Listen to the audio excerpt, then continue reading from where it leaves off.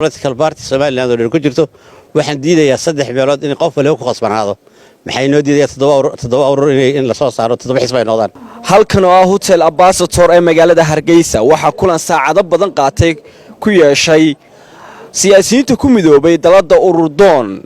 iyo wafdi ka socda beesha caalamka kuwaas oo daneynaya doorashooyinka Somaliland markii kulankaasi uu soo idlaaday waxa warbaahinta halkan kula hadlay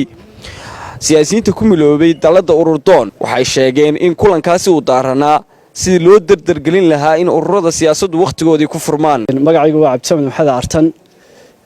waxa uu la kulanay delegation ama xubno ka tirsan EU-da oo metelaya dalalka Germany, UK, Denmark, Norway, Sweden waxaanu kala hadlaynay doorashada iyo Finland waxaanu kala hadlaynay doorashada sanadkan haddii Ilaahay raado aad bay u xiiseynayeen inay doorashadu dhacdo in ururada la furo waxa kale oo taabanay sida ay muhiim u tahay in association ama ururada la furo waxaan kaga qayb galnay annagoo ururo kala duwan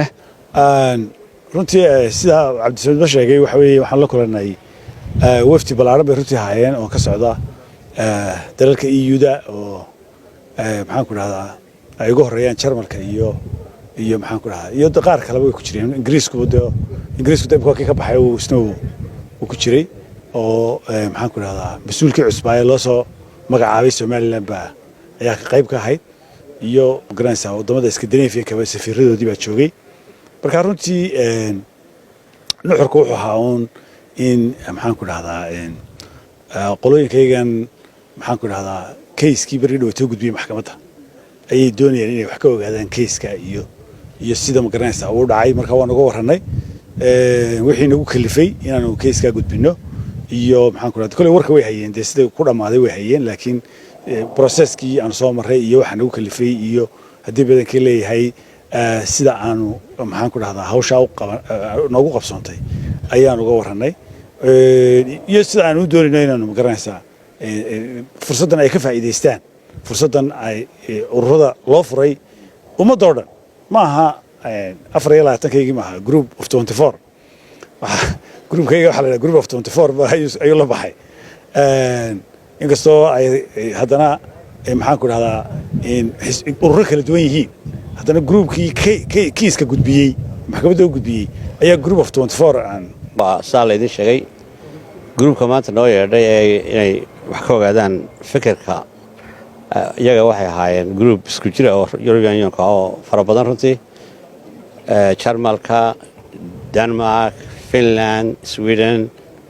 Ingiriiska, Norway intaasi waa ku jireen guud ahaan waxay raadinayeen horta fikirka aan ka qabno bal the political associations ama ururada furmaya iyo doorashooyinka nagu soo foole arrinta laga qabay raadinayeen kulanka waxaan ku galay 10 qof oo 9 ay ahaayeen teamkii group 24 ee gudbiyay maxkamadda u gudbiyay iyo aniga oo tabnaynay marka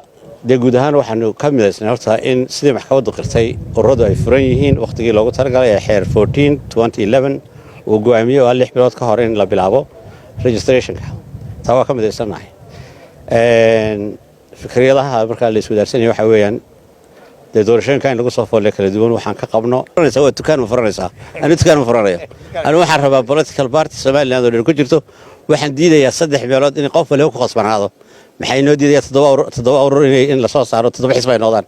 maxay noo diidayaa candidates madax bannaan sharciyadeena qoraan la qoray maahay waa waxaan hagaajisan karno bedelan karno dadkana jaanis loo siin karaa inaynu magacda qabiil ku aroorno wax inaga furfurayno baana Cabdiraxmaan Jumbo Ariel TV Hargeysa dahabshiil oo la jaan qaadaya isbeddelka tiknoolajiyadda kuna fududaynaya hannaanka aad lacag u diri karto waxa uu hadda kuu soo kordhiyey in marka aad lacag dirayso aad ku bixin karto kaadhkaaga bangiga dhammaan xarumaha dahabshiil ee qaaradda Yurub abka dahabshiil oo aad kala soo degi karto Play Store iyo App Store ayaa kuu sahlaya in meel kasta oo aad joogto aad lacagaha si fudud uga diri karto sidoo kale website-ka dahabshiil ayaad si fudud lacag uga dhex diri kartaa goob kasta iyo goor kasta